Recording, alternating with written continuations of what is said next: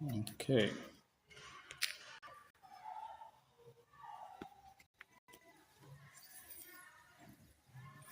Okay. Good day, everyone, and welcome back to the Economics Academy.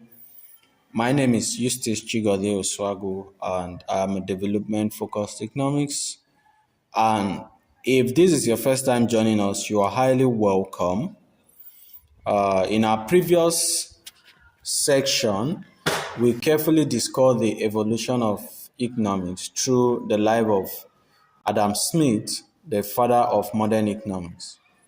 And in that video, we examined the wealth of the nation, the invisible hand, division of labor, absolute advantage, and free market. So if you have not watched that video, because to truly understand David Ricardo, you must understand Adam Smith first. And this is because David Ricardo did not reject Adam Smith theory. So he corrected some part and also deepened the mathematical structure behind the theory. So what we are going to discuss today is not starting a new, continue the historical journey of the evolution of economics. So today we are moving from foundation to refinement. Is or who was David Ricardo? He is the economist who transformed international trade theory forever. Okay? And to understand his idea, we must first know who he is. So David Ricardo was born in 1772 in London, England.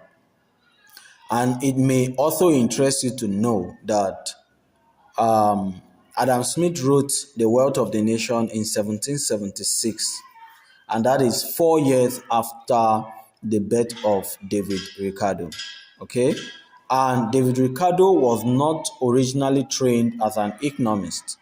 He was a stockbroker, just in the same way or format Adam Smith was a philosopher before he dived into the economic world. So David Ricardo is a financial market practitioner deeply involved in bond market and government security.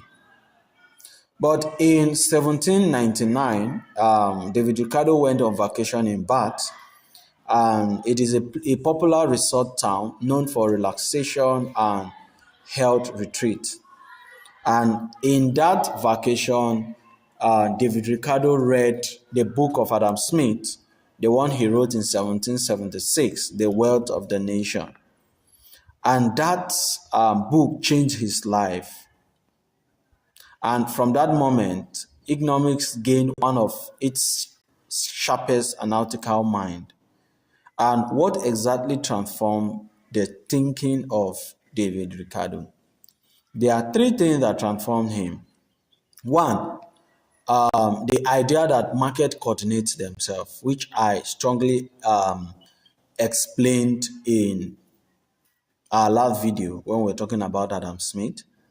And secondly, the idea that market is central to value creation. Thirdly, the idea that nation benefit from trade. But Ricardo felt something was incomplete. He wanted precision, he wanted stronger logic, he wanted mathematical clarity, and desire came a revolutionary idea. And now that we understand his intellectual motivation, we're going to move into the area where he made his most powerful contribution, called the trade theory. And before we understand David Ricardo's greatest contribution, we must first restate absolute advantage clearly. Because refinement only makes sense when the foundation is solid. So, what is absolute advantage? This is when a country can produce a good using fewer resources, less labor time, or lower cost than another country.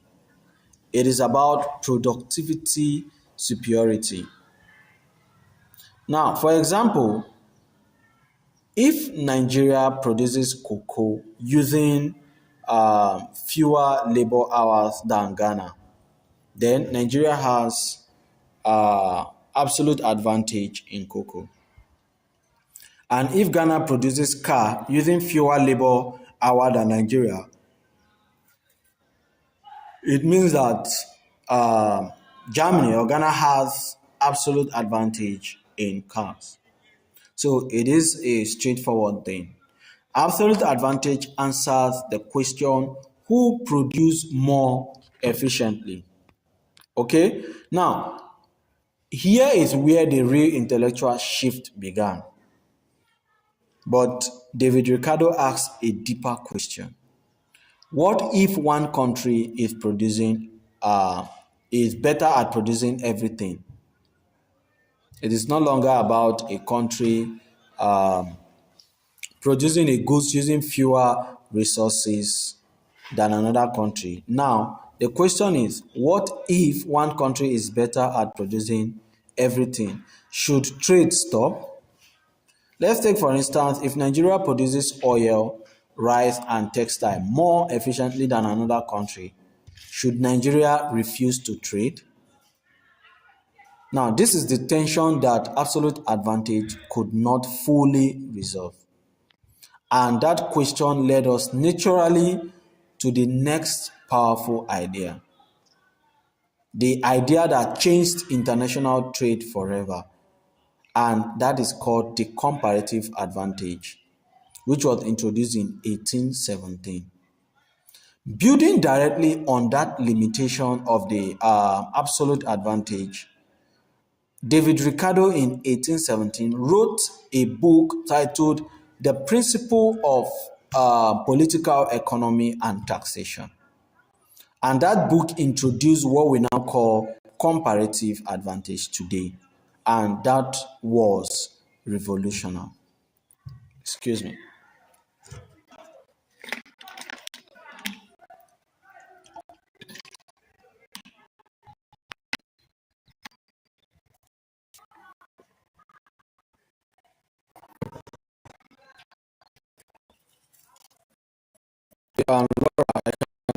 Please, I'll send the number to you after this video. Thank you so much. Okay, now the research shows that it's not based on absolute efficiency, it is relative, it is based on opportunity cost. So instead of asking who is best, Ricardo asked who sacrificed less. So now, what is Ricardo talking about when he said opportunity cost? That it is based on opportunity cost. Opportunity cost is what you sacrifice to produce one good instead of another. So comparative advantage says even if one country is better at producing everything, countries should specialize in what they produce at lower opportunity cost. So it is not about who is best overall. It is about what you give up less to produce. To bring this closer to Nigeria, let's assume that Nigeria can produce oil very efficiently, rice moderately efficiently, and suppose another country like Germany produces machinery efficiently and oil is being produced poorly. So even if Nigeria is better at producing both oil and rice, Nigeria should specialize in oil. If producing oil sacrifices fewer alternative goods than producing rice. So Nigeria focuses on oil Why the other country, like Germany, focuses on machinery. That way, the both country can trade and the both country will also gain. That's why Nigeria export crude oil and imports machineries. So it is important that you know that comparative advantage explain the global economic structure. Okay.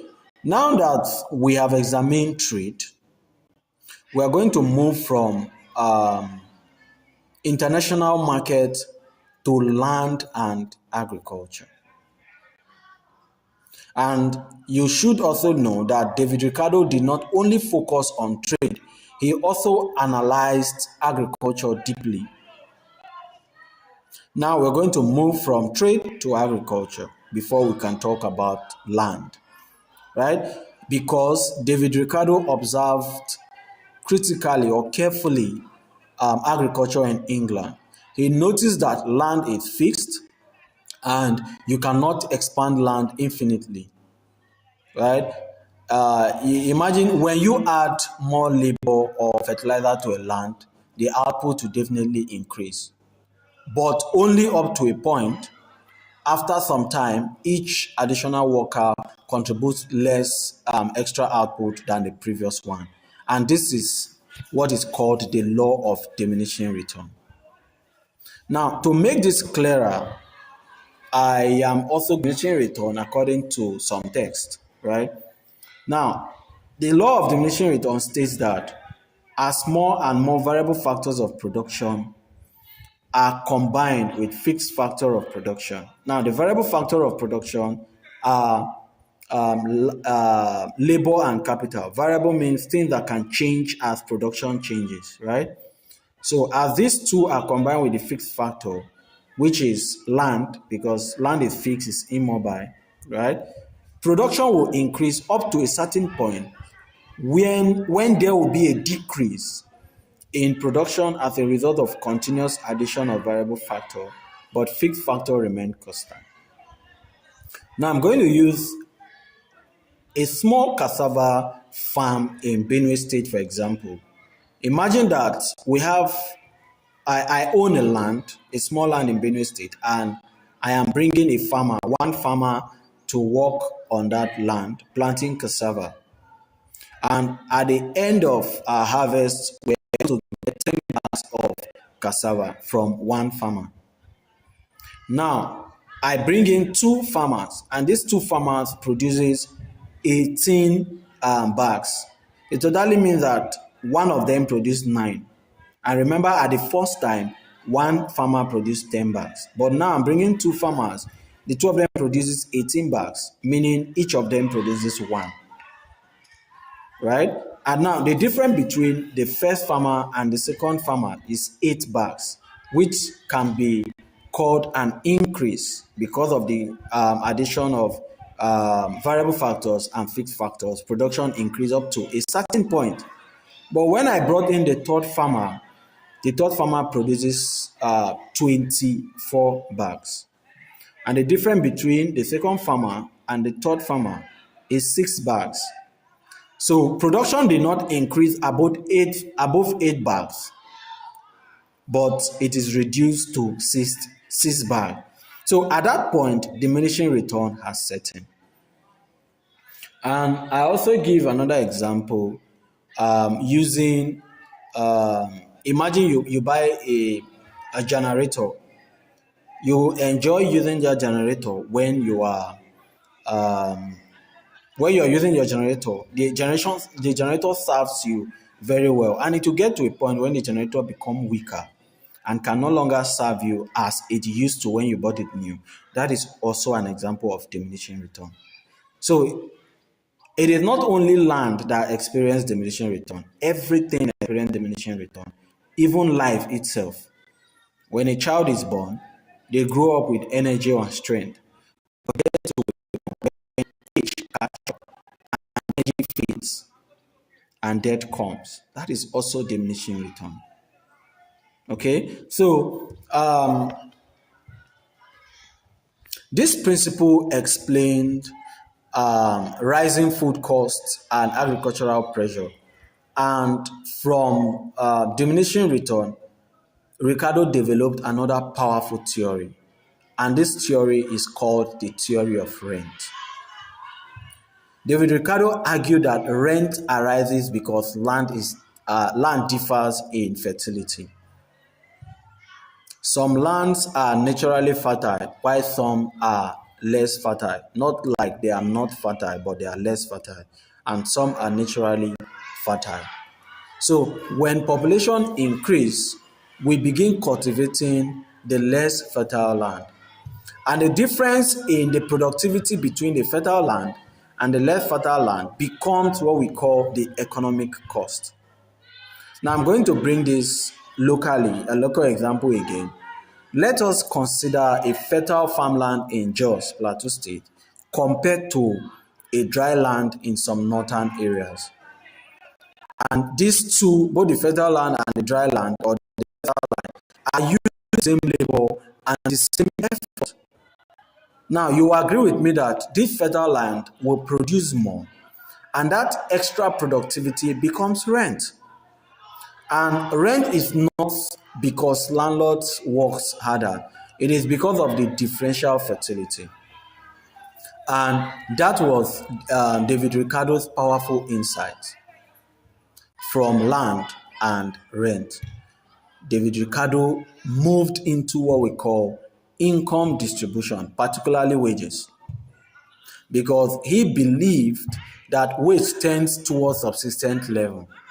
And what does he mean by this subsistence level? He meant a minimum income needed for survival, the smallest income or money that is needed for the survival of individuals or the survival of a nation.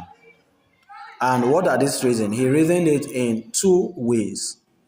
He said, if wages rise above subsistence, it means that workers will have more children, production will increase, and labor supply will also increase. And also wages is definitely going to fall. And the second is, if wages fall below subsistence, living condition will worsen and population will grow slow, labor supply will reduce, and wages will rise again. So wages move toward subsistence. Now, if we're going to relate this to the Nigerian economy, when minimum wage increases without productivity increase, inflation will definitely rise and real wage will decline. So David Ricardo helped us to understand long-run wage pressure. And when wages rise and labor becomes less productive, what will now happen to profit? And this is going to lead us to his final major idea, which he calls profit and stationary state. Because David Ricardo believed capitalism will eventually reach a stationary stage. And why is that so? A stationary stage is a condition where profits shrink, investment slows, and growth stops. And the profit will definitely shrink because populations are increasing, food demand are rising, and the less fertile land are being cultivated. Food prices are also rising, and workers are demanding for higher wages. Wages are also increasing, and profits are falling. So when profit falls, investment will definitely, or investors will definitely invest less. And when investment reduces, growth will also slow down. And that is called the stationary state.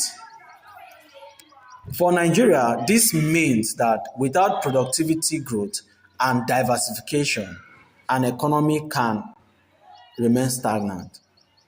And that is David Ricardo's warning to us today.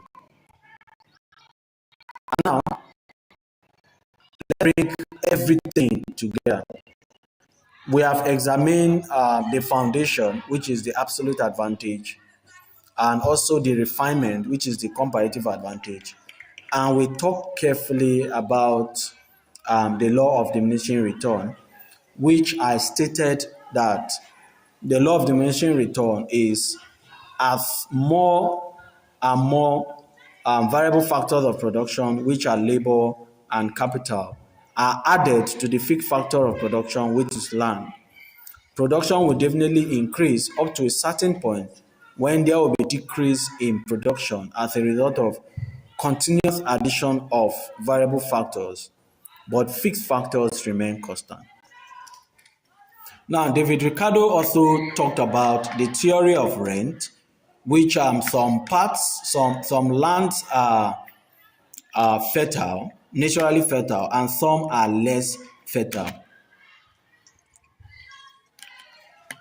And he went further to say that landlords, it is not because landlord works harder, but because of the differential fertility in these lands.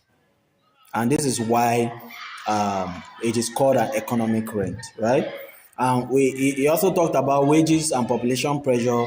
He talks about profit and the stationary stage, where he said that the stationary stage is a condition where profits shrink and investment will slow down and growth will eventually stop.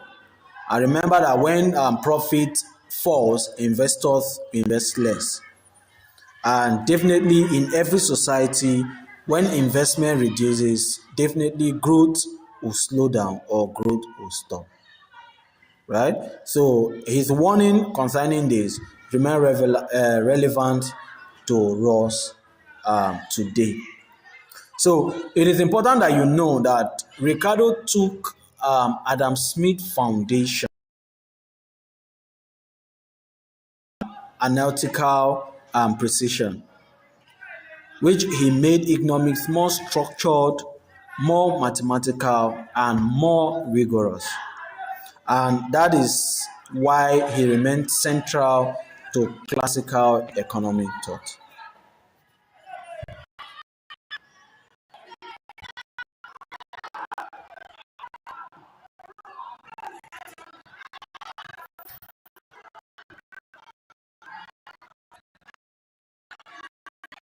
Okay, so in England in 1800s to Nigeria today, Ricardo ideas still shape the international trade, the agricultural economy, income distribution, and development policy. And that is why understanding David Ricardo is essential for development focused economists. And if you find this valuable, please like, subscribe, and share to friends, family, and also your classmates and also economics thinkers. Turn on the notification button because we are still going to discuss the historical journey of Karl Marx, and we'll talk about the challenges and why he confronted the conclusion of David Ricardo. Okay, and this at the Economics Academy, we are going to discuss the evolution and the historical journey of this scholar. Definitely, Adam Smith, David Ricardo, which we have discussed, and Karl Marx, which we are going to discuss in our next video, the three of them are the foundation of modern economics. And after we are done with that, we're going to start with the Keynesian economics led by John Maynard Keynes in 1936, where he wrote his book titled The General Theory of General Theory of Employment, Interest and Money. He started that book in 1930 and finished in 1936. We're still going to discuss that. And before I forget, please go back to our channel and watch our Adam Smith episode to understand the full evolution of economics thought.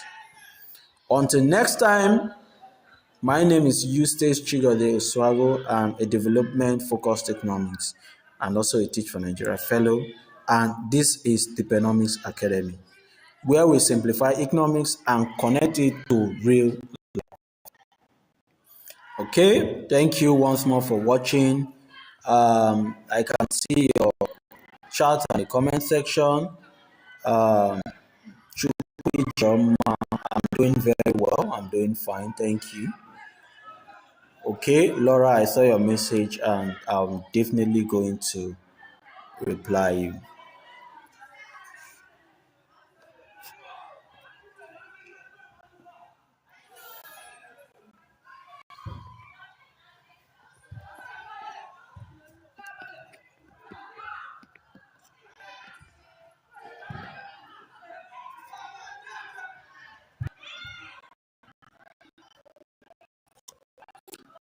Thank you so much.